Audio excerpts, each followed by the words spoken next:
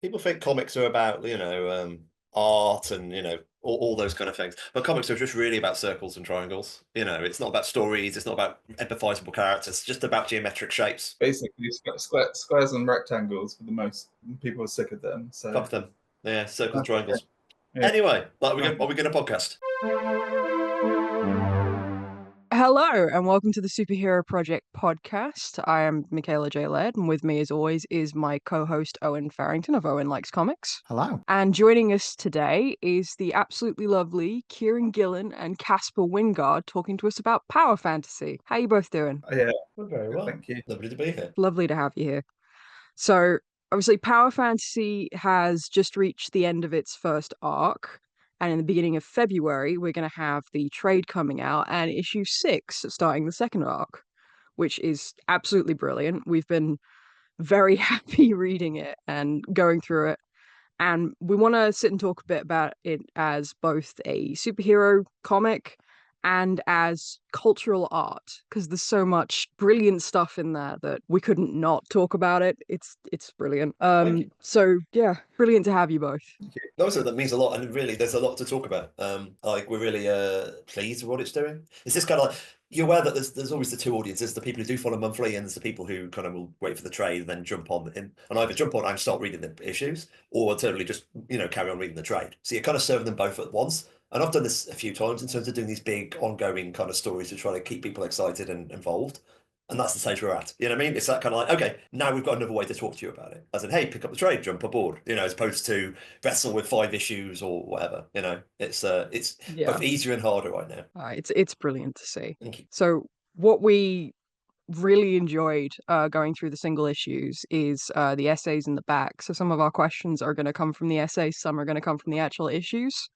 But first we want to talk about the creative process behind the book. So we know in the essays for the back of issue 2 that on Kieran's side, a lot of this came from working on the Immortal X-Men and thinking about, well, if you actually had these huge, powerful people in the same room and they fought, the world's going to probably end. But we'd love to know, with you both having worked on superhero comics, what was it like working on this as a team where it's not, say, your traditional superhero thing, it's also this creative struggle. And as Owen pointed out to me yesterday, a superpower book in a double meaning of the word superpower.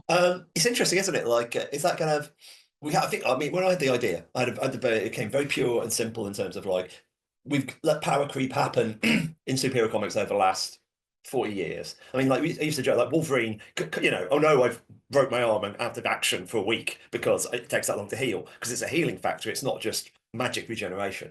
And then, of course, 15 years later, he's regenerating from a drop of blood or whatever. And this is for multiple reasons. Like one of them is fans love that stuff, and readers and writers like pandering to people. And that kind of like, I know I can get a pop, I said, to be clear, I mean, and fans really, it's like the part of the fan that really likes wrestling, or at least a certain kind of fan. It's one of one of the jokes I haven't put in the back matter is I'm pretty sure I've become the most popular Thor or Hulk writer of all time by just saying explicitly in one of the comics that Thor or Hulk's penis is definitely 2 inches bigger than the other guy. If I put that in text, that would, and this is what I'm kind of talking about. It's like there's a lot about my hero has the biggest penis, and that's kind of what's happened in superhero comics over 50 years. I mean, we can talk about like Silver Age Superman as well. That's an exception, but that's kind of doing a different thing than what's happened across the last this period. And of course, as I said in the back essay, I'm kind of complicit in that as well. I've certainly done that. And Power Fantasy kind of came from, okay, let's take that seriously for a second. And I mean that, because you don't have to take it seriously, because it's fun not to. It's fun to write in the romantic mode. But the idea, okay, these people can't fight. Oh no, that's a really interesting story. And you can kind of keep almost everything, which I like about the superhero comic, and you get a different angle by just, oh yeah, we're not going to spend 5 issues. We're not going to spend 5 pages a month on a fight scene, which doesn't really serve the plot in any reasonable way. And I say that slightly tongue in cheek because frankly I love fight scenes. But removing it, we create something else, and that kind of a whole different kind of pressure. And we kind of went from there. Like it was that kind of, okay, now who do we do it with? And because a comic doesn't exist until you actually find an artist, that suddenly changes the nature of the beast. Like like if I hooked up, I don't know, Jason Burrows, he's an example of a photorealist. You know what I mean? Jason Burrows doing this book, we would have done a very, very different book to what me and Caspar have done. So like, but it was like but I was really excited by what Caspar was doing. I mean, I've loved his stuff forever. You know, I've said this before, but also specifically the sort of pages he was doing in Swan Songs with Maxwell, where he was changing mode, comic writing mode, comic drawing mode repeatedly. And it's like, oh, right, that's interesting because I'm interested in that as this is a sort of a multiple vibey period piece. And that's where we started. And then I started lobbing stuff at Caspar. And what's your sort of response, Caspar? I mean, yeah, I mean, I know we've joked about this before, but I've always been poking you to work together since Peter Cannon. But I always knew that, you know, we've always been so busy on different projects anyway, that whenever we saw each other at cons or out and about, it was always like, oh, when, you know, we joke about possibly doing something together, but it was never, you know, there was always that hope that we would do something similar or in the vein of Peter Cannon again, you know, somewhere along the line, because that book, you know, was just so much fun to work on at the time, and put together. And I always felt that it didn't really feel so controlled, that book, but it definitely felt like there wasn't really a lot of time to kind of make the book that I felt entirely pleased with it, because I had such a short turnaround on it, that I kind of wanted to, you know, like there's always a part of me every day that wishes I could go back and redraw that book, you know, and really punch it out. But I feel like I'm doing that now with the Power Fantasy. But when Kieron, you know, asked to see that issue of Swan Songs that I just finished, he was, oh, could you send me a PDF? I think my response you know, are we making a book? You know, like jokingly, but I was like, come on, let's get started on something, because I just wrapped on All Against All as well. So I was ready to find a new project, and so the timing was perfect, really. And I'm glad Kieron reached out, so I was really excited. But you know, like every gig I had in between starting the Power Fantasy and knowing that we were going to make this book was just, you know, like I just wanted to get everything finished. You know, it was like I was so ready to begin, and it was all I could think about since we started, you know, developing the characters and coming up with the world, and Kieron sending me little bits and pieces of how the plot was going to pan out. I was just ready to begin, basically, from the moment we started talking about it. So yeah, it's been lovely. It's still, you know, it's fun every month working on this book, just because it's still like you said before we started the interview, getting the you know, I can talk about this later when we're talking more about the process, actually. I don't want to take up all the time in the questions. Right.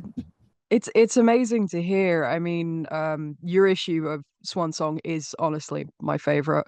So it was really interesting going into Power Fantasy and thinking, oh, this is Caspar evolving from that, which was really lovely to see. And I think Owen and I were talking yesterday. I can't imagine another artist on this. It's like it is a Kieron and Caspar book. Wow, that's great. Which I think is so good. I mean, that's really nice to hear, because I do struggle with that a lot, and I did struggle a lot with that coming onto the book as well. You know, it was you know, I felt like I was filling big shoes, so there was always that little bit of, you know, like Kieron's got such a huge readership, but like a bigger readership than I've ever had before.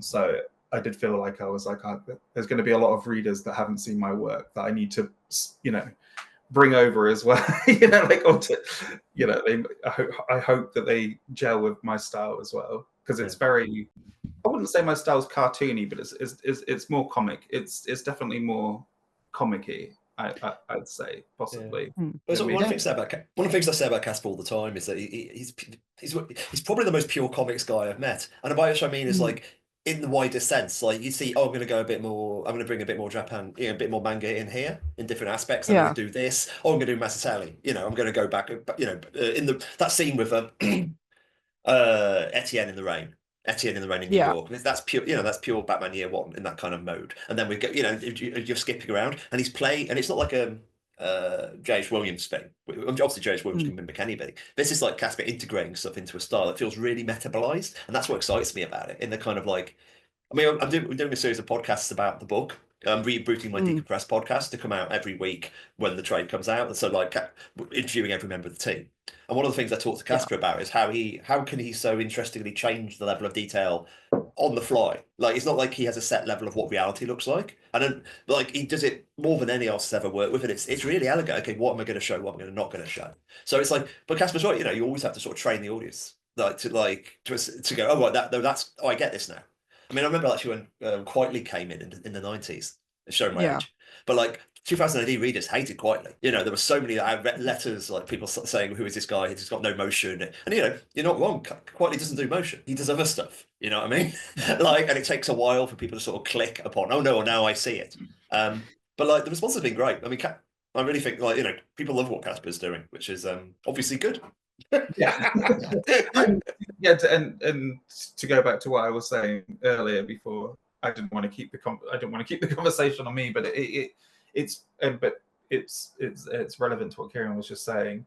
And talking about this, the readers enjoying it there's that part of the process where I'm making these decisions on the day as well. So it's really rewarding when it lands, these weird visual decisions that I make, because you know, I have a little idea of what I want to do, but on the day when I'm drawing the page, because we're turning out an issue every month, you know, that's such a big part of the book that's people are going to read, or an entire issue. So if I can't land it, you know, I've wasted. You know, if I can't land that decision, it's tricky. You know, there's definitely a lot of anxiety whenever issue, like for instance, issue 5 with the fanzine, with the major 1970s Brixton pages. When I did them, I was like, yeah, I think this worked, you know. And then from that moment we handed the issue in until the issue came out, I was so worried that people weren't going to get it. You know, like people were just going to be like, "What? I don't understand what's going on the page. I don't understand where we are. You know, why does it look like this? Is this a superpower? Does May just have the ability to make But I'm glad it worked. I'm glad people really, you know. It's funny. The idea for the other comic I was thinking about doing with Caspar or pitching him is basically that, as in the idea that people could just change reality based upon their magic powers, and they have to change the visuals. So the whole thing is a series of like, you know. Tell me that now. I didn't. I know it's really cool. Honestly, Caspar, you've been perfect for it. I'll tell you later why I didn't. Why I abandoned that project. But like you'd have killed all that. But like, you know, that's the great thing about comics. It is the magical power, because what's one thing I really like what we're doing in the Power Fantasy is that it's a much more subjective comic in terms of like this is a subjective universe we're presenting. We're not you know, explicitly leading into the fact that this is not visually true. You know, there's some stuff which is much more meant to be interpreted. There isn't, you know, when issue 3 happens and there's an enormous bomb beneath the stage. The US bomb didn't really hang a bomb like that beneath the stage. You know, it's like kind of we're moving more towards like how, you know, there was a bomb. You know, we're moving more towards how Valentina thinks about that scene. You know, and we don't signal it because why would you? We're assuming the intelligence of the audience, and the audience have gone with us, which is the exciting thing. I love that you wrote there's a bomb under the stage, and my I went full Indiana Jones. I was like, it's going to be hanging under the stage. No, yeah, but like you wouldn't. It's like it's something from like Roadrunner. It up there. It's like Wile E. Coyote did it. That's the kind of, you know what I mean? I mean, yeah, it was very Indiana Jones. It was a bit ridiculous. And you came back and you were like, I don't think it would be hanging under the stage. And I was like, oh, yeah, okay. So I went to redraw it. You're like, no, it's Valentina's recollection. You know, this is her recollecting the. I can't believe you just revealed the fact it wasn't planned like that. Caspar, I'm trying to make us appear to be geniuses, and you keep on undermining it. Yes, it was all planned. That panel, you brought the panel up. Yeah, joking aside, I did. But like joking aside, that's kind of the point of collaboration in terms of, can we do this? You know, as in, okay, what does this mean if we do it this way? And God knows there's bits we've had to rework where we've realised actually no, this is against the intent. So you know, it's always the kind of what could it be, and is this, you know, and that's what I want. Like I want to have less. I want to be less of a control freak about that aspect of the book, and like lean into the kind of, because what I don't think we get, well, obviously compared to stuff like Watchmen and all that kind of serious deconstructionary stuff. What I don't think we get compared to, and I think we probably should do, is that kind of like the Miller Love and War with the Sienkiewicz kind of period. That period of the thing where superhero comics were a bit more visually like less Marvel Universe. The idea that the less Brian Hitch. And of course, this is stuff I all love. You know, this is a book which deliberately gleams cartoony. You know, we're presenting some horrible stuff in a very different vibe. And that's kind of the appeal of the book, partially, as well. Anyway, I'm rambling.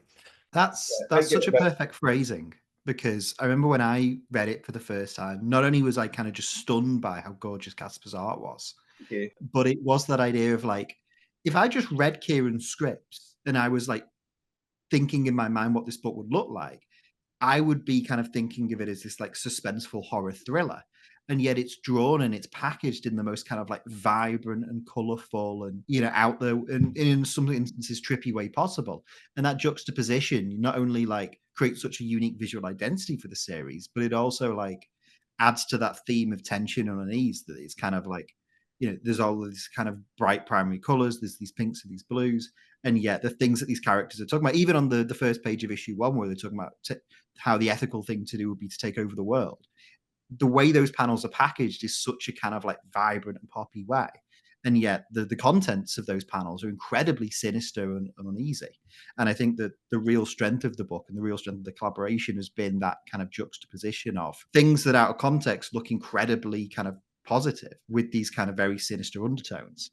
And something I found really interesting for Caspar is that idea of like playing with form, in that, because obviously the book spans several decades. You know, we see things from the 40s and the 50s all the way up to like the end of the 90s, and how you're able to so easily and so confidently present each era in a very unique visual identity without necessarily, and this is something, Kieron, you touched on in one of the essays I read, without leaning too much into like contemporary comic art of that period. Like it could have been easy in some of the stuff that's set in the 60s to kind of put a bit of Jack Kirby or a bit of John Romita in it. Same with the kind of the 90s stuff to do a bit of Brian Hitch or a bit of, you know, Todd McFarlane. And yet you found a way to, without even like having anything that tells me this is what period these pages are set in, make it very clear and obvious that, okay, this is what it is, while also creating a very distinct visual language for those stuff that feels wholly you and very wholly of this book. I was really interested in hearing like what the creative process was like of figuring out how to showcase each era and get the vibe and the feel of each time period, while also doing it in a way that's very unique to anything that people might have read before. Yeah, I mean, this is a conversation we had really early on, wasn't it, Kieron, about not doing the traditional comics aesthetics for different time periods, and it was more about the art. This book is, at the end of the day, there's a lot of is about art. You know, there's so much about, you know, the love of creating and music and what keeps us going, I suppose, as humans, is that there's always something that connects us all, and that is art, I feel. So to showcase that throughout the issues in the different periods, instead of being like, this is the golden age of comics set in the 50s, which again, I feel like everyone's, you know, there are people that have done that and they've done it really well, and I don't want to touch on that. And I've definitely done that in the past as well. So to try and find a different way of doing it in a way that's fun for me as well, you know, and that's always something that I always try to do in every project. Is if it starts to feel stale or if it starts to feel boring, then I'm not having fun anymore, you know. And I always want to be having fun when I'm drawing a comic. You know, when I wake up in the morning, I want to be excited to get into a page. So I want to find things while I'm drawing, you know, like I want to set myself little challenges that keep the page fun for me to draw, you know.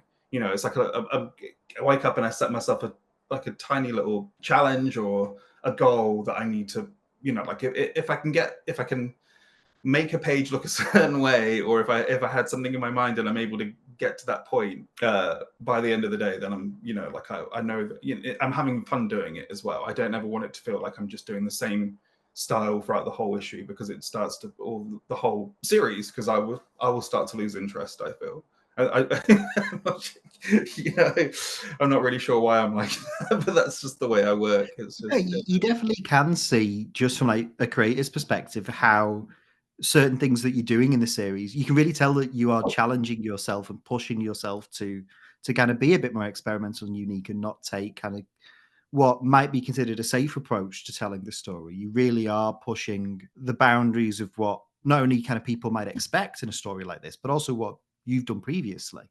Not only kind of in terms of the time period, but like we talked about in issue 5, where like from Megs' perspective, where it's kind of stylized as like a zine from the 70s, and it's got this punk rock kind of like newspaper clipping aesthetic like that. I remember reading that issue and it just blowing my mind. It's so, not only is it so incredibly gorgeous and so like painstakingly crafted with so much detail.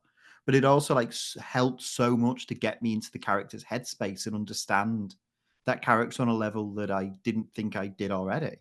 And so to see how you've been able to balance and juxtapose all these different styles in a way that feels so effortless, I'm sure it's not at the time, it's been such a highlight of reading the series. Thank you. I'm just glad it works. Like I'm really grateful, and thank you for saying that, because it's always a worry that stuff like that it's not gonna translate well on the page, or it's not, and people aren't gonna understand the decisions behind it. But yes, like hearing that and seeing people resonate with those pages is just, I'm glad I did it. It makes me feel like it gives me the confidence to do more things like that in the future, which I want to do.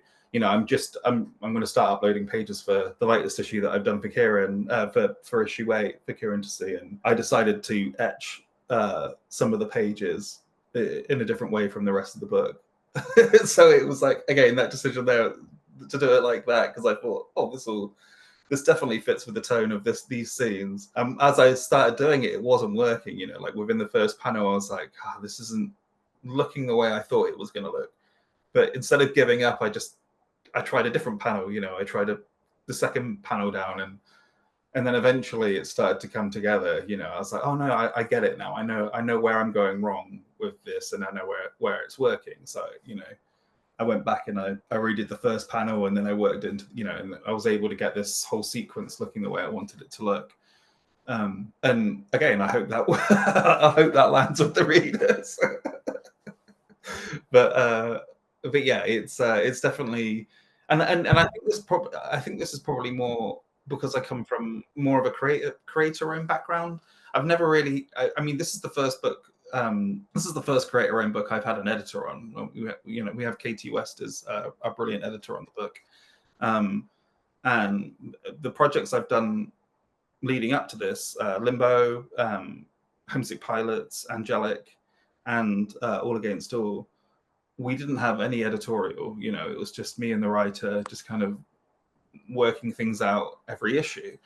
And I had so much freedom to kind of be as creative as I like, that it's just the way I've always worked. And I've done a lot of work for hire work as well, but I'm always stuck doing one style. I'll go into that project, like I can't move around too much in this.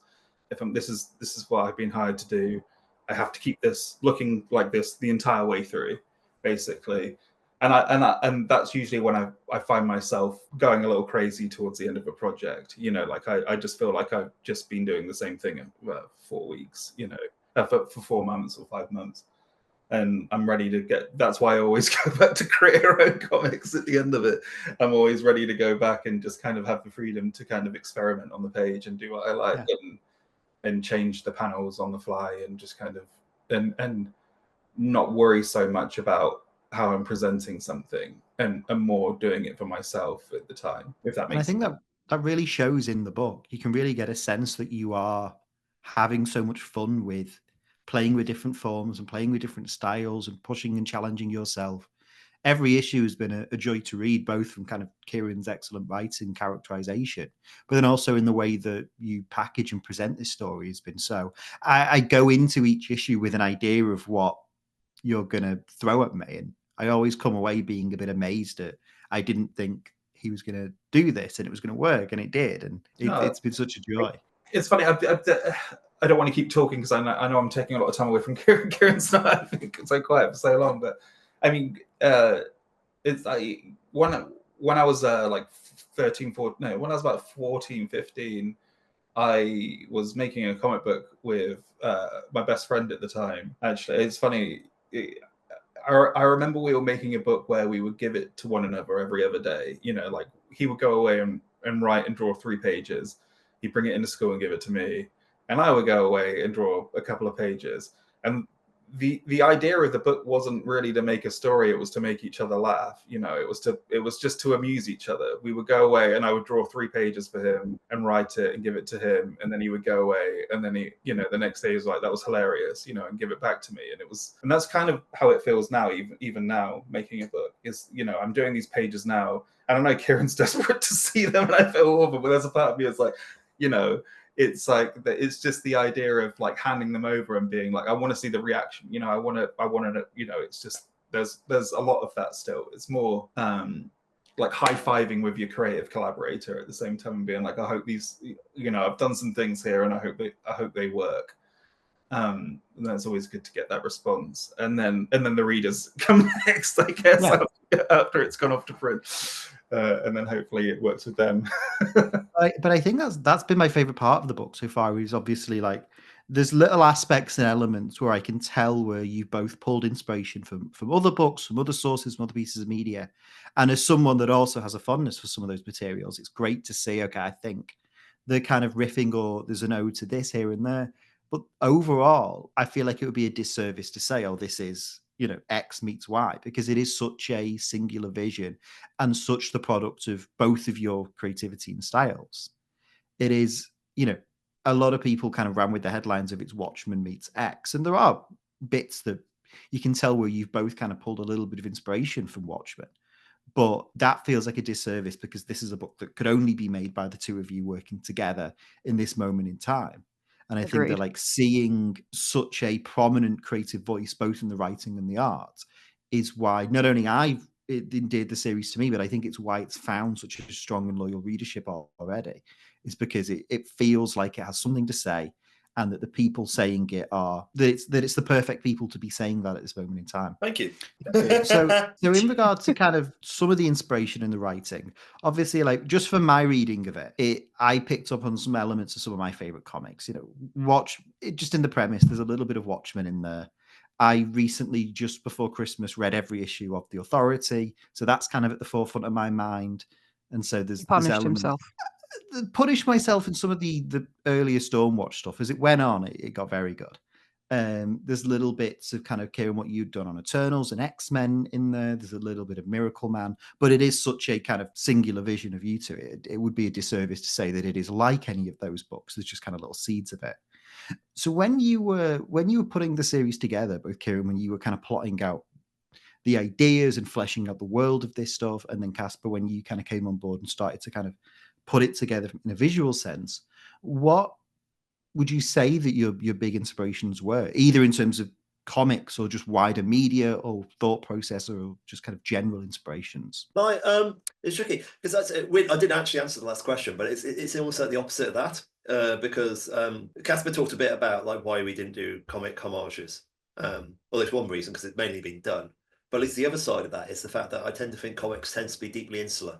It's one of the things that's always been in my work in terms of like, let's just take our influences, our biggest influences, not be comics, or because that's the idea that comics are the most important thing in the world, and that's kind of self-serving. You know, at least part of the idea of the visual style, at least when I was thinking about that, the idea of doing homaging real world art stuff rather than specifically comic stuff, is the idea that comic history isn't world history. Like, I remember I did a book called Uber, which is like, well, just one of the reasons I did Uber is the idea of don't take this the wrong way, because I'm obviously it's a great book. I read All Star Superman. It seemed to believe the most important things that happened in the 1930s was the writing of Superman. And I'm like, Grant, I disagree with you there. Anyway, basically, I disagree. And obviously, Grant didn't really mean that. Grant's writing a hymn to Superman, you know. But Uber, this came from, I want to do this book about 1950s and never mention superheroes at all. Like, and of course you can do it because Hitler talked about superhero comics. You know, Hitler talked about, you know, all that kind of stuff. I could have made that comic, but I chose not to because I felt it was insular. So coming back to the question, of course, this in some degree is the insularity. There is a degree of like, you know, this was inspired by. I'm pausing this because it's like, yeah, Watchmen's in the mix. Like you can sort of see that it's the long-term history, but you know, Astro City's in the mix. You know, that's an Astro City was a different kind of response to Watchmen. There's a lot of that. So I think about that side of things. I mean, The Authority meets The Good Place is kind of one of my favorite comparisons people have done, which is really, I love that. And I love The Good Place because it hits the philosophy, but also hits a little of the playfulness. You know, that's the thing I think is quite, because when people, I remember my lawyer, but other people said this too, like when they read the first issue, despite the high concept, it was more serious than they thought. Because, you know, we do what we do in the first issue. But at the same time, it's also more playful than what people would think if they'd only heard the high concept. Definitely. And I think the push and pull is where we're at. Got my back, literally, in terms of my major influence on the book, in some ways, and this is kind of flipping it back, is I'm not sure I'll do another superhero comic again. Because this is one of the essays I'm going to write. is that, like, in the first essay, I basically said I'm uncomfortable with describing it as a superhero comic to people because, you know, A, there's no heroes, but B, like, there's no fights. So people who like superhero comics, and we're going to you know, I don't want to sell to them as this, even that involves so much DNA, because I don't want to, you know, if they pick up and it's not what they're expecting, you know, that's false pretenses, and I hate selling under false pretenses. But also people who don't like superhero comics, like, this is a character drama. It uses a lot of superhero DNA, but, like, you know, etc., etc., etc. So that was my thinking then. But now I'm like, I think this is like everything I've learned by writing superhero comics for the last 15 years across various places and trying to do it in the way that I would like to do it for once. That's at least part. I'm going to write this essay in terms of like, oh yeah, everything I've learned. So as you say, Eternals, like, it came from Immortal X-Men. The idea of how much I enjoyed having these people of incredible power not being able to actually fight. And you can sort of see in Immortal X-Men, I get fight scenes every issue. You know, I've got to work. You've got, you know, in terms of like, this just involves the characters being emotionally incontinent idiots. And that's kind of like what superhero comics are. It's like we meet and we're going to fight. And it's like, I don't meet and fight anybody. You know, and of course, superhero comics aren't literal; they're romantic metaphors, yada yada yada. But all that, so it's most everything I've ever metabolized, even the fact they're not fighting. I did a Journey to Mystery, yeah, which was a comic where the lead character didn't ever do a blow in anger. You know, he picked up a weapon in the last crossover, and he never used it. You know, so like. And even stuff like in Judgment Day, in fact, Judgment Day, go all the way back to Journey to Mystery again. I do a lot of in terms of like digging onto the effects of superheroes, in terms of focusing on humans, you know, seeing walking through the ruins of a superhero about, which of course you bring back to Miracle Man. You know, Miracle Man was very much about that. So that it feels like a hyper concentrated metabolist of everything I've ever done in the genre, possibly to kind of like in that. That's at least I think the major thing that's in it. I like other influences, but influences outside. Sorry, Caspar. Other influences outside, like it's much more character by character. Like the Bertrand Russell. Obviously, there's a lot of like most of the history of Western philosophy is in there. So like I'm thinking about morals versus ethics. In which case, you kind of get back to Pratchett, who was like one of my, you know, my childhood, my big childhood faves. I think Banks is strongly influenced in this. It's like I think if Banks wrote a superhero comic, it might end up like this. I don't Ian Banks. I think I've just been reading some of the Summa Theologica, as in by Thomas Aquinas, for the Eliza Hellbound issues. That's in there. That's a huge influence. You know, that's kind of Catholicism. You know, you know, all this kind of like aspects on a character by character basis. I mean, we can talk about. Do you want to talk a bit about Masumi's visual influences? Oh yeah, and obviously all the pop star stuff. You know, like this is a cultural history as well. So I'm talking about you know, 1960s hippiness. I'm talking about like the thingy. Heavy's a White Panther. He's the MC5. It's, you know, all that stuff in Detroit. So I'm specifically picking up on cultural history. I'm picking like Factory Records. There's a good example of it. Yeah, and it's very few. I mean, British people might pick it up, but it's the Second Summer of Love destroys the world. The Second Summer of Love is specifically a real world thing, which was about Manchester. It's all the rave scene in Manchester, and Americans aren't getting that at all. You know what I mean? But like the Second Summer of Love is the thing that killed Europe, and it's like, you know, and of course, if you really dig there, the symbol of the Second Summer of Love, of course, was a smiley badge, which of course after Watchmen. So did they pick it up from Watchmen? That's one of those kind of like interesting cultural histories sort of thing. But like that, it's basically in some ways like Wickham, it's a lot. It's deliberately, there's a lot of things. I'd say, isn't it? It was The Bear. Like The Bear, I everyone loves The Bear, but literally a show about tension. And like, and this is what makes a Power Fantasy run. There's a quote we put on the back. It's basically you worry anytime any character. It's a superhero comic where you worry when anybody does anything. Like you want the characters literally to sit on their hands and do nothing. You know what I mean? And that's the book. I jokingly describe it as an inaction comic, which I quite like. But yeah, so it's not really a good answer because it's deliberately big, and it's kind of like if you're doing a project like this, you want to take a lot of stuff in, and especially it feels something that feels like a goodbye to a certain mode of comic writing. Anyway, for me, Caspar. I mean, yeah, just I agree with you. This is probably this is the one and only superhero comic I think I'll make. I mean, I know Peter Cannon was a superhero comic book, but I've never really been attracted to making superhero comic books as a creator anyway, just because I find how, you know, grandiose and broad they are, a lot of the time, and the amount of characters that you have to kind of act as and work out is rather overwhelming for me anyway. And also on a technical level, it just scares me. So it's always been something that I've kind of avoided. You know, I mean, the only real superhero books I've worked on are Batman, you know, Gotham books, and I really enjoy them because they feel very street level and smaller and very personal, and I really get along with that. You know, like that element of a world where it's just one city and very dark and broody. But you know, I love the X-Men, and ever since I was a kid, you know, it was my dream to draw an X-Men book. You know, that was something I always thought like I would love to do as an adult. And you know, I know what I'm capable of doing now. You know, as a creator, and I know like I know what would stress me out, and I know what would. I just know that would be something that I would have to change absolutely everything about the way that I make a book to be able to pull off an X-Men book. I wouldn't be able to color an X-Men book for one. I would have to dedicate all my time into making the pencils and the inks look right, you know, and that stresses me out just thinking about it. But I feel like now with this book, you know, when Kieron approached me about making this book, I was like, you know, not only do I get to make my X-Men book that I would like to make, I get to make a superhero book, which I feel like is something pretty fresh for me anyway, in terms of being a creator personally. And it's a smart superhero book, which I like, and they're my favorite types of superhero books, you know. So it was just win-win from a creative perspective as someone coming onto a book anyway. So I just feel like this is the book for me at the moment, you know. I've definitely had people that have followed me into this book, you know, maybe be disappointed that they maybe followed me from Homesick Pilots and All Against All, which were very action orientated. There was a lot of action in those books, and I remember a lot of people being like, "Oh, this is, you know, like there's not maybe."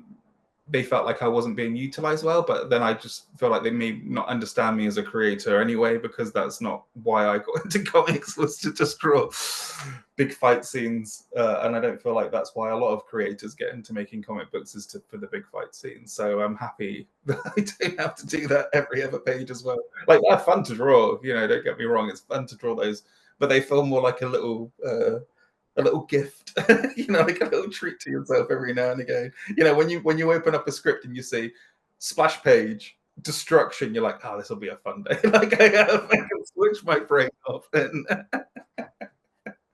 draw a nuclear strike, and then I can just wrap the day up without any referencing. It just, but you know, those little they're like a work bonus, you know, like. Sorry, I can't even remember what the question was now. I feel like as you mentioned that, it's funny. That's actually probably worth actually saying expressly. It's interesting how I mean, you could broadly put this as a deconstructionary comic, and I kind of like push a little against that, because I kind of think we're 40 years on from the 80s. You know, like deconstructionary comics are probably some people's first comics. Now it's just a different way of doing a comic. So it's like I kind of get, some people get really defensive about superhero comics where everything isn't just a certain mode, and it feels to me a bit like people, like the people who are really into detective fiction, like Sherlock Holmes, getting annoyed by hard-boiled noir and that kind of, how dare the detective act like this? You know, it should be they should enter the room and solve the mystery and leave and do a lot of cocaine and be mean to their manservant. You know what I mean? Like, the idea that there's only one way to do it is weirdly both defensive and like. And they don't like, I mean, I suppose gatekeepery as well. And they don't really, because I think it's just their people's aesthetic pushing up against something. But like, it's been around forever. It's just a different way of approaching this genre. It just feels like a recipe. So that's why I'm slightly touchy about deconstructionary. But at the same time, yeah, you could put us in that family. But also, rarely people deconstruct, say, the X-Men. You know, this is obviously, the X-Men is the most obvious influence in the comic. Because, you know, in the same way Wick Div came from Young Avengers, this came from my time in Immortal X-Men, and me thinking, actually, I can go further. You know, like, you probably see the moment in issue 10 of Immortal when I kind of go, honestly, I really would like to write a proper psychic. Like, none of this messing around in the Marvel Universe. I say that with love. No, of course. And I give him really good clothes. It's like one of my favourite memes people have made. It's like Xavier, Xavier looking jealously at Etienne's clothes. It's kind of,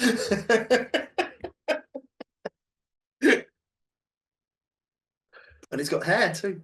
It's like they're very different. He's got hair. What's wrong with you guys? Honestly, yeah, when I was when I was rereading them for this interview, when I went through issue 1 for the first time and I went back to your essay in the second one, I went, Etienne is just Xavier if he actually fucking did something. And as soon as I thought that, it changed my whole view of it. It's And it interesting. was really interesting to think of it. The starting place is that. You know what I mean? The starting place is let's have a psychic who actually chooses to like, and in some way, and build, because they get very different very quickly. And it's really interesting because I think this is the biggest difference. Etienne has no engagement with the rest of his community. Like, at least now he doesn't. You'll see certain flashbacks he had more involvement with Atomics. No, he's alone. He's actually the Magneto. It's arguably he's the outsider. In fact, some ways he's psychic Batman. You know, he's kind of like having to outthink every problem.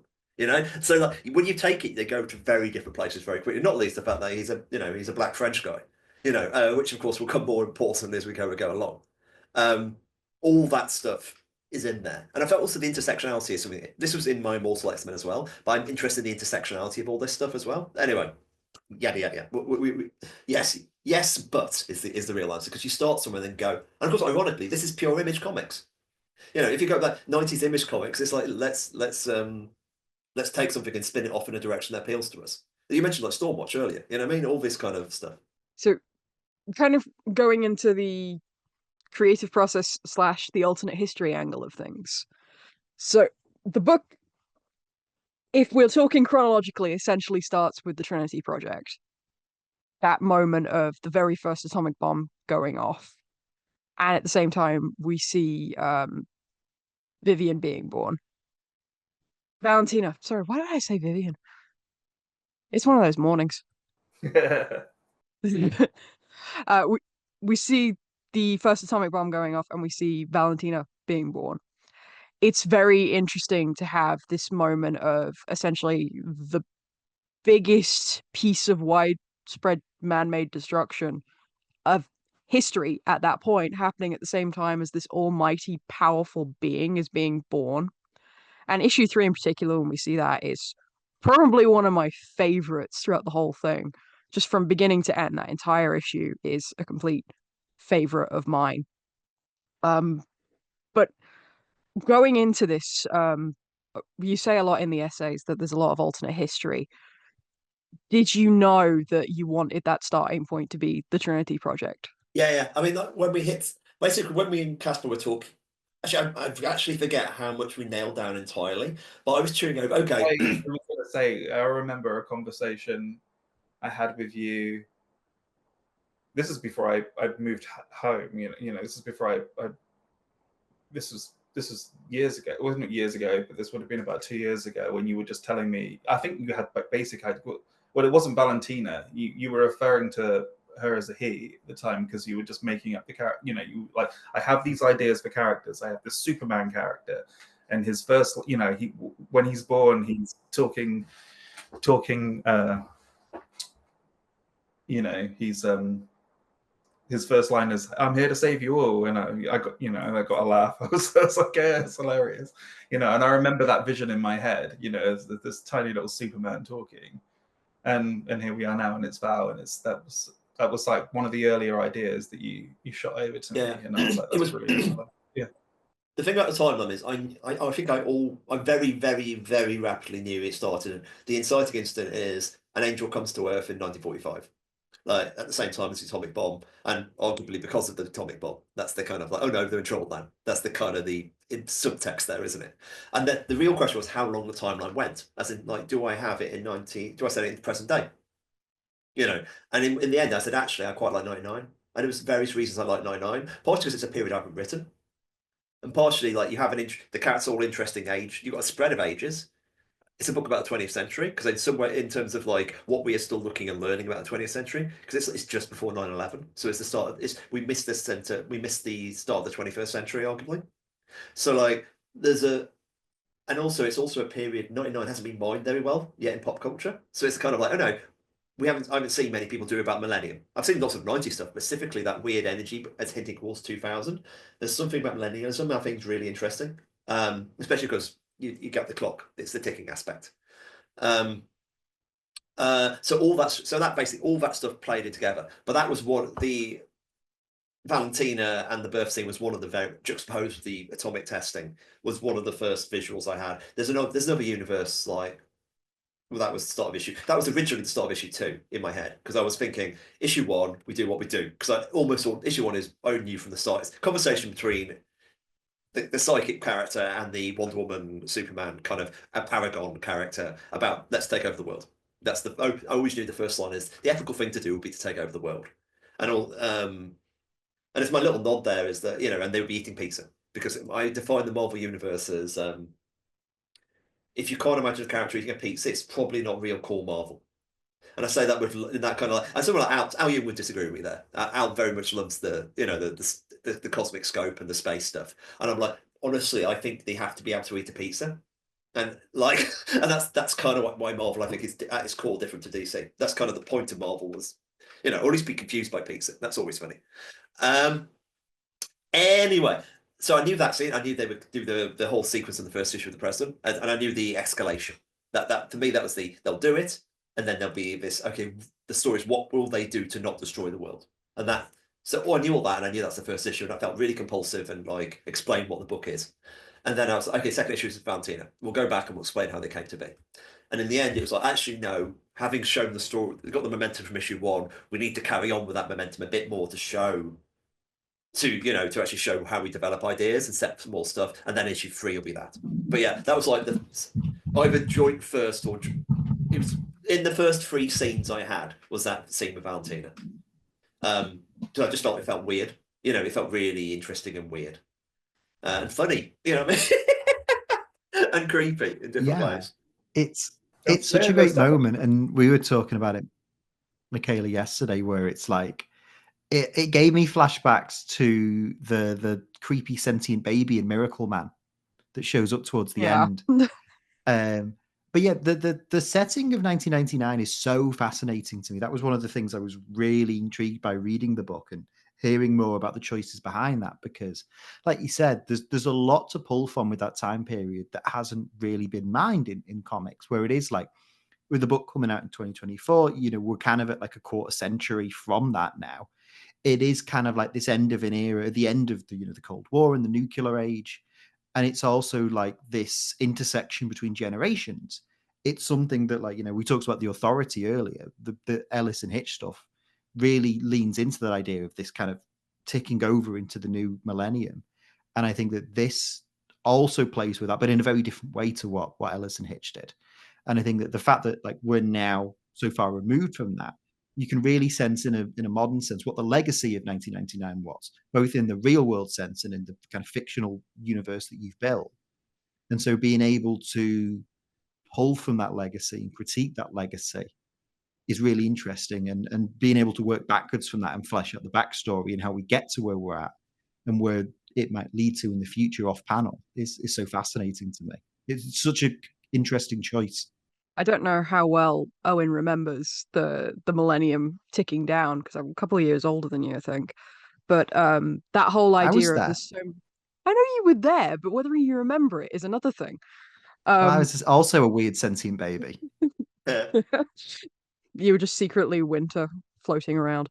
That whole idea of there being like certain minutes to midnight. I remember learning about the Cold War and then finding it very strange that we used the same terminology that night when we were getting closer to the millennium. Like, we're certain minutes to midnight. So the idea of telling the story and ending at 1999, or at least setting it mostly in 1999 as the present, is such a natural connection, but I'm always surprised that more people haven't made it. Yeah, honestly, that's the appeal of it. Yeah, sorry, but yeah, that was very much the appeal. Like, this hasn't been done, and it's always the push. We mentioned Watchmen. Obviously, Watchmen's this is, at least in some ways, me finally explicitly talking a bit about my love of Watchmen, whilst also not really doing what Watchmen does. That's the other thing. It's like it's not that book. Oops, we've lost Wyman. Yeah, so that the multiple countdowns, all that stuff, and even like what Ryan did. Ryan suggested the power symbol logo, which I didn't like because I thought it reminded me too much of. And I liked it, but I didn't. I was worried it reminded me too much of the Manhattan symbol. Yeah, But in the reality, symbol on his head. yeah. But relatively few people have actually spotted that. It's like Dave Harper spotted it and mentioned it, but I don't think I didn't really see anyone else do it. But immediately for me, it's like, oh no, that's great. That's a timeline. As in this is the end of. We draw a line. We have all these time. We have this timeline, and this thing at the bottom, and it's a great implication of doom. And also if you know the history of the symbol, it's a wonderful piece of design. Do you know how it works? Not fully, but it'd be great to hear it. The basic the way it operates is it's because everything used to be switches, as in left and right, left and right, and they had a 1 on one side and a 0 on the other, and of course then they moved the buttons. And so they merged the 1 and the 0 together to form a single symbol. So it's 0 and 1. So you press it goes from on to off. And that's what the 0 and 1 means. And of course, the on-off button, that's nuclear. This is a nuclear button. There's an on-off button about the human race. There's one in Russia. There's one in America. You know what I mean? And they press that button, we're all gone. And that's in some ways what's really interesting about that. And I got more. I always liked it intellectually. I just worried it with the Manhattan, but it turned out not to be a problem. So I'm really happy with the icon as it is. Oh, that's brilliant to hear. I think there's always sort of a worry when you're creating something and like, yes, this is an influence, but at the same time, I don't want it to be the only thing people think of. And I think you Yeah. actually toe the line really well. Um, I didn't actually make the connection with the symbol until you mentioned it on the forehead. And now I'm going, how did you not notice that? Yeah. Exactly. And it goes into that idea of like the binary and the inevitability, what we were talking about with 1999. That concept of the ticking clock having both a very positive connotation and very negative connotation with the doomsday clock. And with what the story you're telling, there is this sense of inevitability that something is going to happen at some point and we are all just waiting for it. And like I said, because there's no direct conflict, the entire book is tension.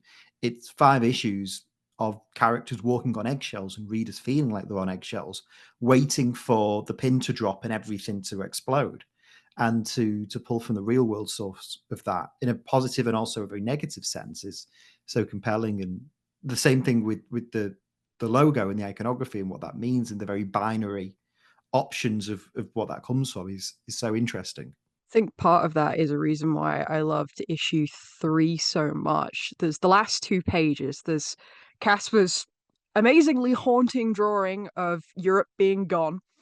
And then on the same page, you have the timeline where you have like this happens in issue 8, this happens in issue 12. And I saw it and I went, why do I feel even more dread knowing that at the end of this timeline, Europe's gone? And I still have to wait to figure out what the rest of this timeline means. It was such a brilliant idea. Honestly, I'm glad the intent worked. I mean, actually, we did a sort of sneakier version of that in Immortal. Well, part of that came from that. I wrote a version of the timeline which revealed a lot more because I felt like. And Caspar was like, "Oh, we're just giving away too much." And I was like, "Yeah, but I don't want." He said, "Could you censor it?" And I was like, "I did think about censoring it, but that's something they did all the time in Cocoa. We used to do these, the censored black marks, and of course, sometimes we didn't know what was beneath that. That kind of let's just leave it protection." So the idea of doing completely opposite, being just giving potentially the episode title, the equivalent of reading like Chapter 7, Dogs Can't Look Up, that, and just by saying, "Oh, it is a kind of power move," as in, "Oh no, we're going to tell you exactly what this means here." And there's no sleight of hand. We are making a promise to you, and obviously it's petrifying in case we mess up. But and there's definitely some other ones I was tempted to put in, but I was very aware that I might have to move them around. That was actually that was the real kind of problem there. To be fair, the but it is I sent Kieron giving you. Sorry, the note I sent Owen after reading that was "Fuck you, Kieron. I need more." Also, it felt like also the fact there's so many people assuming at books that even the fact we've told it's an ongoing, people keep on saying, is it a mini? No, because obviously we've trained the audience to think about only minis. They're just saying, "Oh no, here's something for issue 12 while you're thinking about it." That, and it just appears to be the end of the story. There's that very much that kind of fun. Like we want that. What haven't I seen? What would excite me? Same with, what excites. Caspar said earlier about amusing each other, and that goes. There's so much about that all the way through. Like I'm always thinking, if I was a reader, would I enjoy this? And that's what it's really tense, but it's also exciting and fun. That's the kind of the idea of like when we're trying to build it. It's like I want to do something. Commercial's a dirty word, but I want to do a commercial book. The idea, because I felt that's what the indie comics really needed, a book that was fun and exciting and makes people think on a month-to-month basis. That kind of like, let's really try to do something that's entertaining and also petrifying and all the other good stuff. So in regards to talking about it as an ongoing, that's a nice segue into one of the questions I had, which is from what I've read from a couple of other interviews you've done, Kieron, the initial this chunk of the story was kind of initially mapped out as 12 issues. Now we're looking at closer to 16. And obviously, depending on how things unfold in the story, this is a book that could end at any time because of the nature of the characters in the world. This could go on for 50 issues. This could end very abruptly. And that would be a very kind of poetic thing to happen in it. So, especially going from the jump from, okay, we're definitely going to do 12 to definitely doing 16. With knowing there's those extra 4 issues, how did that help you in regards to kind of giving you time to mold and reshape the story a little bit? Was that a thing where you wanted to focus more on character or nuance, or was the specific things that extending it slightly gave both of you a bit more breadth to touch on? Yeah, it's like I still think I was showing to this Caspar yesterday. I was delusional to think I could do it in 12, and that's not true because the story changes to become what it is. Like I would have just made different choices. But even as 16, it's tight. I'm aware I'm doing scenes which many other writers would do as 4-page scenes or 6-page scenes or even issues, and I'm doing them in 4 pages or 3 pages or occasionally 1. And I'm deliberately doing that. It's one of the things we do it's about Masumi in issue 4. We have one panel of what happened in 1982, and we also have the artwork, and that's what we do. And different people could have done the flashback to the whole issue, and we do some stuff like that later, but it's very much chosen. So it gives us more space. It gives us a chance to linger with the characters. It gives us a chance to really kind of drill down into the nuance. I think nuance is the best thing, and just treat it a bit more, luxuriating it a bit. I think. I know that kind of 16, that's 3 trades. That's a nice sort of length for a thing. And it's a good ending at 16 if we choose to end it there. But there's so much other good stuff we want to do later as well. It's we really, really want it to. I mean, definitely at the point now where I would be upset if it ended at 16. And I think the readers will be as well. Yeah. But it's still just because what comes next. Yeah, exactly. Where we were it's all we're talking. And then issue 30, this will. You know what I mean? That's that kind of it's always that stuff in how this cascades outwards, and how the fact that I had to basically, say what happens in every issue in that timeline means the first 16 is pretty well planned, in terms of tightly, and after that it's a bit more fluid, as in all this other stuff which we will do or we want to do, rearrange it. That's the fun of it. But I say it's tightly planned. It's also a lot of room. I know issue 8's stuff moves around. Stuff where we'll do into this. We'll reveal more of this. Well, kind of because for me, it's you've got to both plan and also leave room for creation. I mean, Caspar was sort of saying he's trying to find ways to excite himself on the page. Me too. I know this is the issue where we finally talk about Eliza Hellbound's nonsense. That's what I'm working on at the moment. It's the Eliza issue. There's lots of Exorcist soundtrack being playing. It's all horrific. But Pacifics, where did Eliza have this conversation with Magus? What did they, I've got images these stuff in the Second Summer of Love, which is kind of set up earlier. But when did I play off this image with, all those kind of very fluid things? How do we, that's the fun of the creation. And it's stuff like when I'm going to squeeze the signal in, and I'm I said in the timeline when I'm going to do it, but how much of the signal would I choose to show? And all that. It's fun. That's the job. You've got to make it fun, otherwise it's boring for everybody. It's one of the classic things. If the creators are bored, the audience will soon be bored. That's one of my kind of basic rules. So something I was really curious about asking you, Kieron, and this is just a weird rabbit hole I went down yesterday, was I went through the playlist that you made to accompany the book. And I know this is something that you do for a lot of your books, and I've always really enjoyed that. And I decided yesterday I was gonna have another read through the entire 5 issues, and I was gonna have it on in the background, and just to see kind of what that brings. And it was such a fascinating experience, and I was really curious to hear about the process of selecting the tracks for it. Was that something where because I know I watched an interview where you were talking about when you did the playlist for Die, and because that book kind of has some kind of AI undertones, you let the Spotify algorithm kind of pick some of the music. So with this, was this something that was very meticulously crafted, or was this kind of just some of your favorite songs from the era, or was there kind of a particular reason why certain things are there in the order and the way that they are there? And in addition to Owen's question, did you then hand Casper that playlist when you were trying to come up with certain areas? I would never ever like indulge, inflict my playlist upon my collaborators. They you know, they suffer enough. Occasionally, I mentioned some. Yeah, not often. Like I mentioned "Summer in the City" as in my head that was playing in the opening scene. So there's stuff like that. You actually kind of hit the yeah, the kind of it's worth. I was going to mention "Die" even if you hadn't, but the playlists are often built for my own kind of purposes.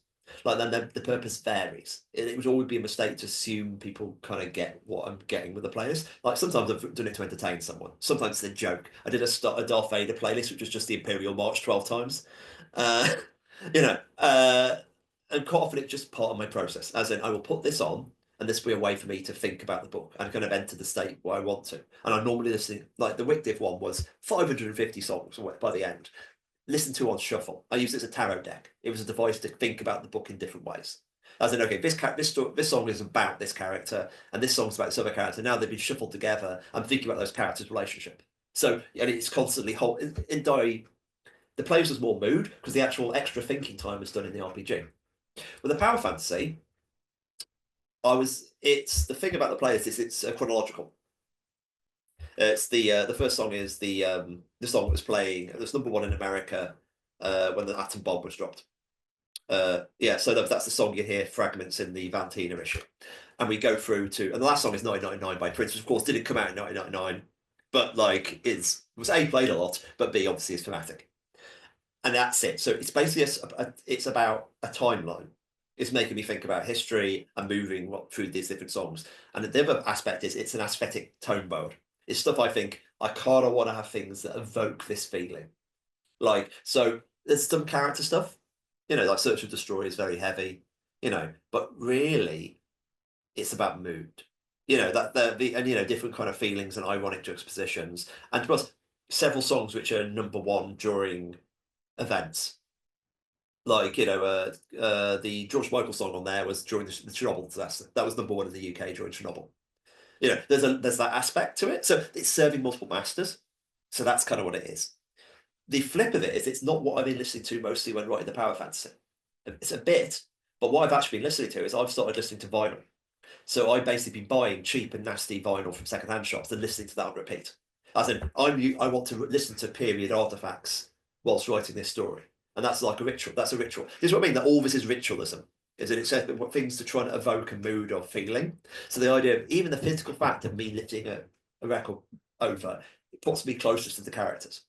Because that's what they had to do. Someone like Valentine or Etienne, who clearly like music. Or Heavy probably does. In fact, they all like music, don't they? I imagine they all actually music people. Surprise, surprise. I know the Major wasn't. Actually, even the Major liked Glenn Campbell. Yeah.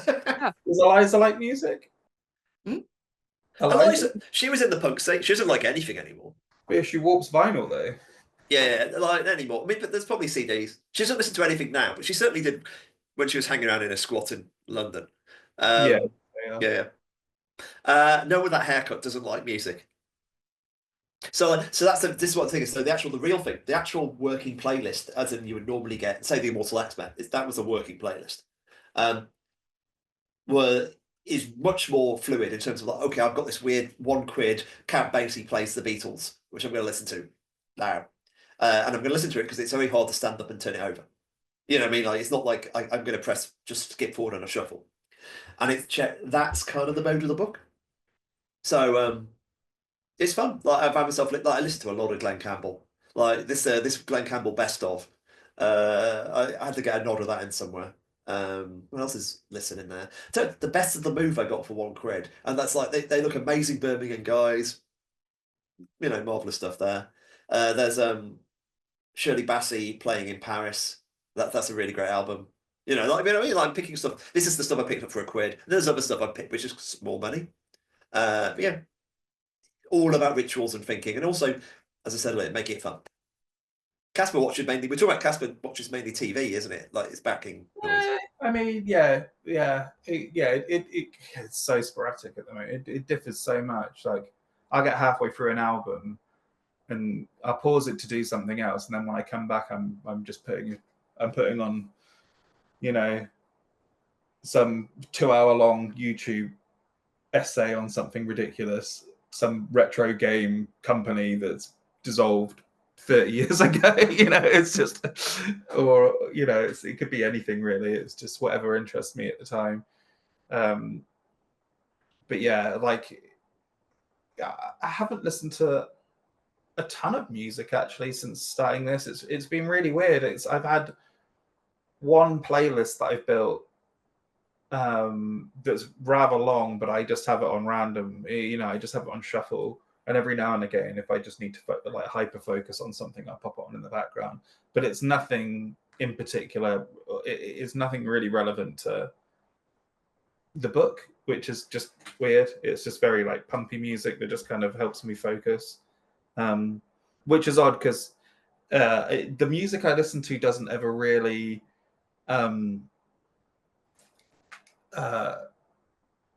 sync up with what I'm drawing at the time. So, like for instance, when I was doing Homesick Pilots, you know, you'd imagine I'd be listening to a lot of like 90s grunge and punk, you know, but I was listening to a lot of K-pop when I made that book.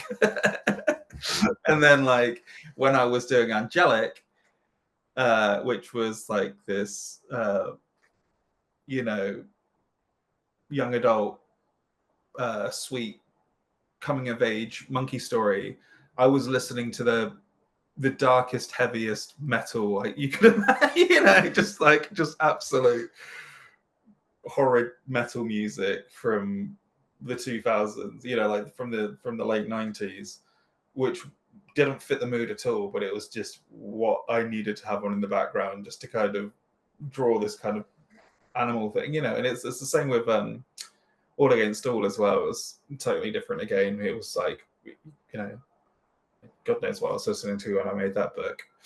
But yeah, everything is different. It's the absolute opposite of what I'm drawing at the time, basically. So it doesn't really sync up with what I'm doing. So it's the same with the Power Fantasy. I think the fact that I'm shuffling lots of random music on the Power Fantasy is actually kind of what I need. It's definitely because that's kind of the way I'm drawing as well. Spotify Shuffle was the way I'm making this book. I think that's really great to hear because, like, I know with a lot of Kieron's work, there is a lot of musical influence, even if it's not explicit. I mean, there's usually the playlist that accompanies it, and there's usually little nods. But there's a line in Power Fantasy that I think is like so core to, I think, Kieron's work especially, but sometimes even things I've read from Caspar, where it's just, I heard the music of the future, and the music of the future needs a future to exist in.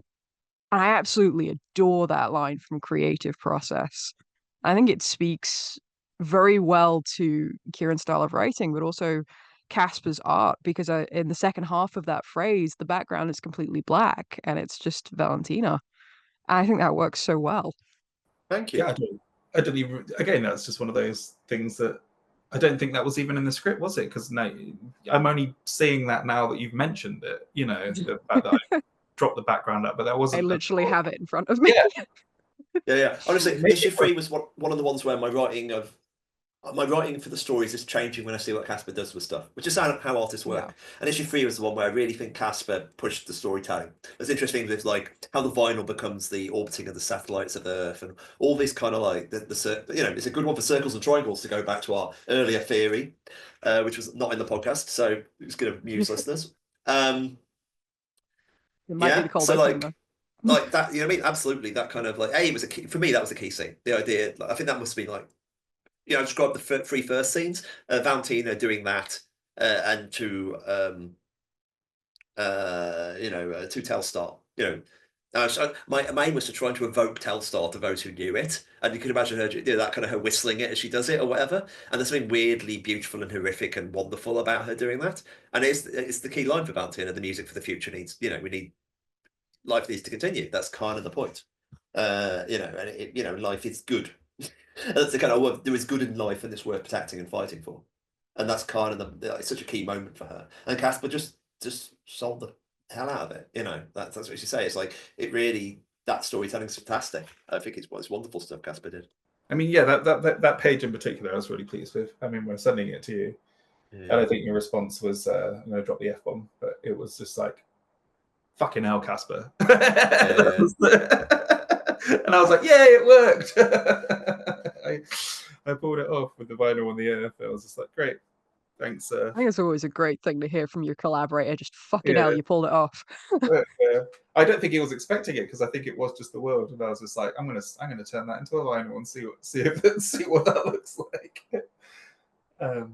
We'll just turn that whole page into a vinyl and see if I can do it, and not tell Kieron I'm doing it, and see what he says when I'm done. But that's the fun of the collaborative process. That's what I like. That's why it goes back to making that book with my friend. It's like, you know, it's those little choices, and my favorite moments in that issue are totally different from everyone else's. And I think my favorite moments in the entire, and I've said this to Kieron before, is those small little moments where you really want them all to be friends. You know, it's that silly little part of you that wants everything to be okay. And I think one of my favorite lines is Tonya and Lux are having a conversation on the roof of the police station, and it's the realization that Heavy and Lux aren't friends. You know, where he explains to her that it helps everyone sleep better at night knowing that they've fallen out. You know, and then there's the scene in issue 3. My favorite scene in issue 3, and the part that my favorite part of the issue is Valentina waving at Etienne on the plane. You know, I love that moment. That small little moment where it's just her. That's absolutely her. Of course she would do that. Of course she would find him in a plane and make him wave. You know, and it's so sweet, and it feels so symbiotic with the earlier scenes where they meet, and you know, when it's just those lovely flowing moments. Again, at the art gallery in issue 4 as well, when they're there together as well. I love those moments when they're all just together chatting. Those are my favorite. That's like my favorite part of the book, is just getting to draw them all together and chatting and just letting everyone know that they can be in a room and not kill each other. It's kind of it's reassuring for me as well, I suppose, as a reader and a co-creator when I'm giving the script. Even though I know how everything plays out, it's still nice to have those moments. Yeah, I mean, it's like, how do I phrase this? You want them to get on. You know what I mean? Like, it's always the question: do they like each other? You know, and like, especially do the audience like them?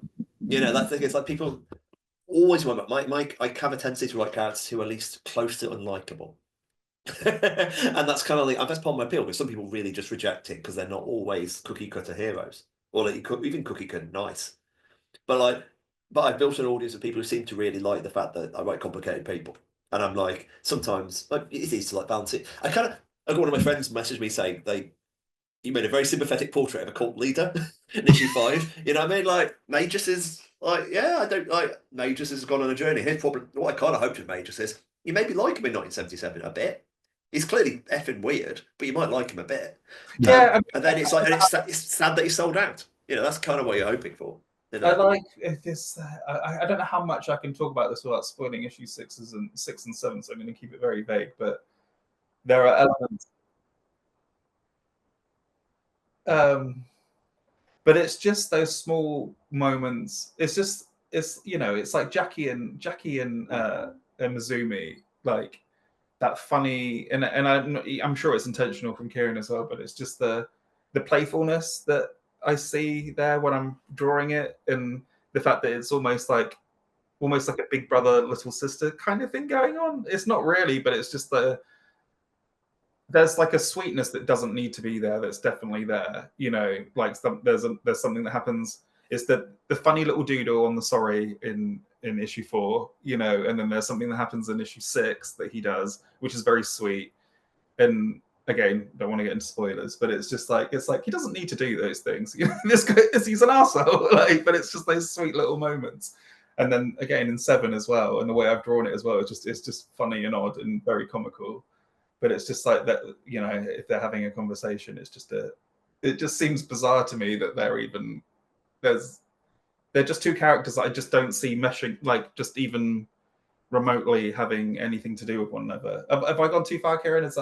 You can? No, they're talking. It's like the point of stuff is people have dynamics. That's kind of one of the fun things. But it's fun. Like when coming into this, I never expected that to be a thing, and those are the things that I love. It's just those small little moments and characters that you don't expect to gel together or mesh together have those funny little moments, or there's those funny little hints that all these characters have known each other for a long time, and that's my favorite bit, is getting to explore that bit by bit throughout the issue as well, to show that they're not just insular characters in different parts of the world that never converse with one another, and that's always great. It's always great to do that. It adds this great three-dimensionality to them, because as you said, some people with different dynamics do just have to coexist in the world. So seeing those moments in a comic, it really adds flesh to them, for lack of a better word. It makes them feel more like actual people instead of just 2D characters. But I think it's perfectly done by the both of you. Thank you. Again, yeah, I mean, it's such a worry when I'm doing this on the page every day, but to do this on a monthly and to know that it works, because we don't have that prep and that planning. We don't have the luxury of time to sit down and plan every issue out over a week and make sure everything works perfectly as we're doing it. It is definitely this isn't like making a movie where you've got months and months of pre-production. It's definitely, this is it's almost like a live it's almost like a live show, because it's getting created a month in advance on the day. I get one shot every day to get a page out and basically make it work. So it does almost feel like live TV in that way. So to know that it's landing every month with people and that they're enjoying it, is such a great feeling. And and I think that's a testament to me and Kieron just being able to collaborate together and having that, being in sync with one another as well. Which, if we weren't on the same page, this definitely wouldn't work at all, I don't think. And again, which is brilliant that we're kind of doing this together at the same time. And we talk every day on WhatsApp anyway, so I'm always getting updates on where Kieron is on the script, just to kind of get a sense of how things are planning out issue to issue. Yeah. And I think that lends really well to the final question that I wanted to ask both of you. I don't know if Mickey has anything else that she wanted to raise, but the final thing that I wanted to ask, and it's one of those questions that is quite simple but could end up being quite lengthy, so I apologize. Obviously, so the first kind of 5-issue arc is out in singles. The trade will be coming out on the 11th, I believe. So there'll be a whole new slew of readers that can discover this series once it's collected. And then obviously going forward with issue 6 and onwards in February. Throughout, just with what's out currently, so the first 5 issues and the first kind of arc of this journey, I was interested in hearing kind of what the process of making this book and telling this story and building this world has meant to you both as collaborators and as kind of individual creators. And once people do get a chance to read it, either people that have read it as singles, people that are just jumping on it now, people that are going to buy the trade and read it for the first time that way, what do you hope that the takeaway from reading the Power Fantasy might be? My joke, it's like immediately my answer made me smile there. It's like, that was $4 well spent. And I say that and I'm not even joking. You know what I mean? Like, because I remember when I got to comics, like I was okay, but my girlfriend at the time was a comics person and was broke all the time. And it's like, I remember and she bought quite a lot of comics. And that kind of $4, and it was $3 then, but $4, $3, it's a chunk of like, this is my job to make you happy today. You know what I mean? So it's the basic kind of relationship between artist and audience, is that kind of, I really just hope you feel it. You know what I mean? That's the idea. This makes your life better, not worse. This is something which travels through your day and chants it and makes you think about the big issues, but also in an entertaining and safe way. And like some of the mails we've had from people have been kind of like that, as in they've kind of been waiting for a book like this to sort of live with a bit, because that's the real power of an ongoing like this. It's a story you're going to be part of your life. Like Wictive, I always describe it like being on tour with people. We saw people who kind of, Wictive was like 5 years. So we saw people who came in as 15-year-old and they leave and they're graduating university. That kind of stuff. We see people cause chunks in their life. And that's what ongoing is. And hopefully it'll make you resonate and think about it. Because that's the fun thing about power fantasy. It's not simple. Like, who do people think the lead character is? Who do you think the hero is? These kind of these fundamental things are about you. What do you find in the work? And that's the fun thing about doing it, because people tell us. Yeah. Yeah. I mean,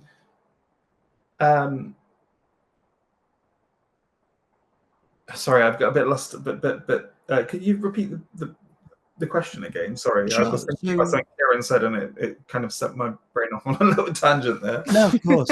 So just asking, kind of like, now the trade's coming out in a few weeks, and people will get a chance to kind of read the first arc of the story in full. What do you hope people take away from it? Either people that have read it already, right? Yeah, sorry, I did have an answer for that, and it was trying. And I answered a completely different question. So.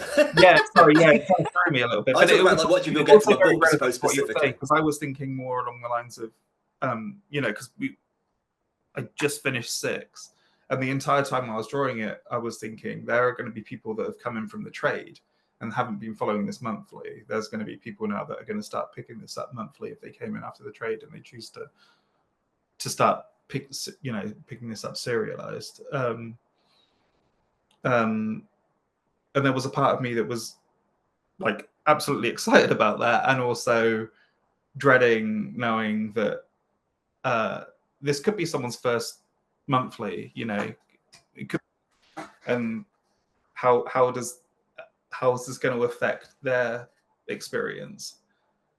So it's interesting to always. I'm always thinking about the, like you can't help it when you're doing it, but you're always thinking about that. So, I think about my experiences with picking up a trade and then going and picking up the singles after I've read the first trade, or trying to catch up wherever I was, and knowing that it feels, wanting it to feel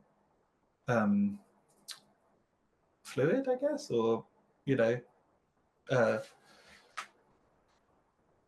sorry, I'm just no, you're right, because it can be.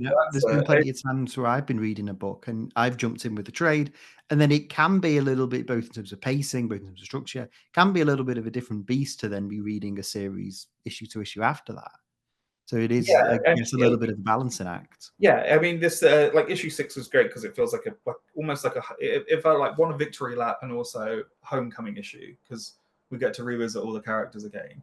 So I had a lot of fun with that issue in terms of just like reintroducing everyone again, almost. Yeah, like I think it's a great issue to like hop in on the series from, and also for people like welcoming everybody back. I feel that gap, like knowing that there's a gap, like even though we're an ongoing, knowing that there's been like 2 months between an issue, like you feel it every day. I feel bad for everyone that's waiting for that next issue and knowing how long that can feel for a lot of people. And like I'm really excited for people to jump back in 6 again and know that they're going to have a big solid chunk of issues again before we hit the next trade. And I'm and again, as a creator, I feel well more confident with this world as well. So it's this whole second arc has felt a lot easier to kind of put together and make in terms of understanding this book as well. So it's almost as if I'm a reader of the book, like I understand this world as well as the readers do. I think that answers your question. Again, I feel like I've gone on a bit of a tangent. I feel like I've answered a totally different question like Kieron did as well. Sorry. The actual the answer is like, I kind of, everything I said before, because that's broad what I expect people to get.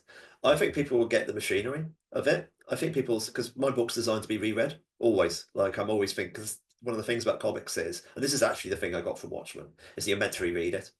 Like the idea, well, not meant to, but like the fact comics can be reread quicker means that you are more likely to, and if you're more likely to, you can pay off. I mean, Wicked was explicitly structured in terms of if you reread it at any point, it would be a different story. And like we kind of like when we got to the big twists, we were trying to encourage people to reread it now because that the book you thought you had is going away forever, you know. So in this is much more like it's not that kind of book, but at the same time, you'll see like you'll go back and reread it and you go, oh, this stuff the setup with Magus. You know, this is carefully foreshadowed. You know, this is different scenes will feel very different with what you know, and that's going to happen every stage of the book. And it's like kind of you're writing for the moment, as you know, as Caspar says, the month by month, the thrill ride, but also you're writing for eternity. You know, so all those things are happening at the same time. Yeah, I mean, yeah. Just to go back on the rereadability, I think someone asked me a question on the Instagram story recently about Mizumi's kaiju form or her monster form, and asking if I could elaborate more on what it looks like. And you know, I think I just said it's all kind of there. You know, if you go back and look through the issues, you'll get an idea of what this thing looks like. If you really look for it, you'll find it. Because when you see it, you'll be like, oh yeah, that kind of makes sense when you to go back and read the issues, the small parts of her artwork and the iconography around her as a character.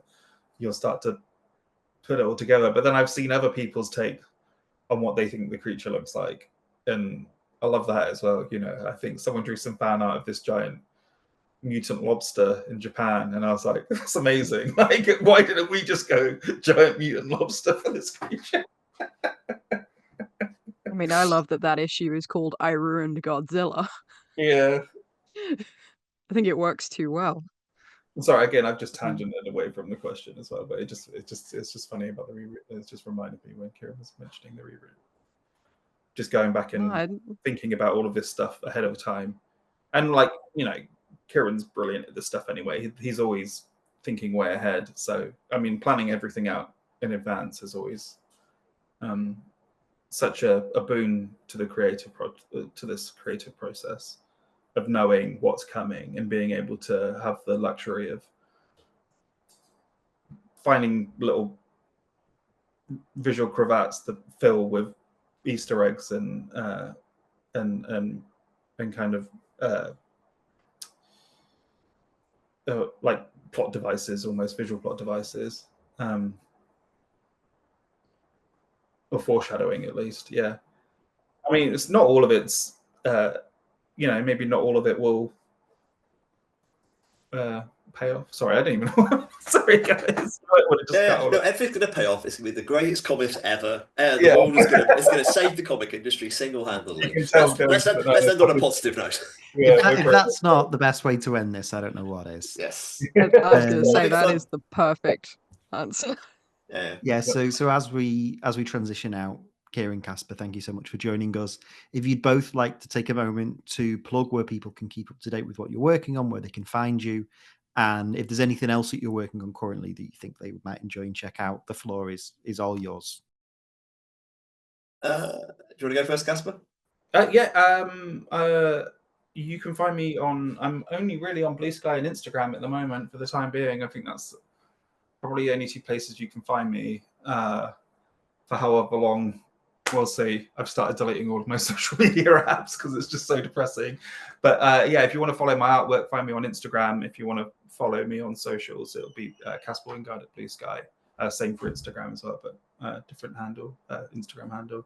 And yeah, just currently working on the Power Fantasy. And that's about it. That's all anyone could possibly need. I'm Kieron Gillen. Basically, I'm any social which isn't gone completely fascist on my name. Blue Sky is the one you're most likely to find me. My newsletter and Button Down is the best place to keep in contact. I will mail you every week or whenever I've got an issue out, and there's always other essays and stuff for me to say. It's a lot of fun. I'm on Instagram as well, but that's mainly me messing around and occasionally Power Fantasy stuff. Quite often just pictures of cakes because I'm baking a lot at the moment. It's very wholesome content, surprisingly. I'm going to make. Honestly, like this Friday, I'm doing one for it's my daughter's 3rd birthday on Saturday. So the cakes have been me playing around. Today I'm going to do some experiment with making some frosting. It's going to be a chocolate cake with frosting, raspberry, like a sort of raspberry, not jam, but the compressed layer. Another cake, ganache on top, probably icing on top of that in a kind of a drizzle. That's my plan for the cake, which sounds like an actual baking thing. So I've got high hopes, which will be crushed. This feels like a good time to let you know that I didn't have any breakfast before we started this. Yeah, And now exactly. I can feel my mouth watering as you're explaining this cake. Absolutely. I just want to go and eat a cake now because I've also not had breakfast. I just want that cake. But no, thank you both so much. I'll make sure that links to both your socials and to all of your other projects are in the description. Please do go and support these amazing creators, these wonderful people, and support Power Fantasy. Make sure you pre-order your copy of the trade. It's out February 11th. Do pick it up, do read it. And if you have read it, let us know in the comments your thoughts.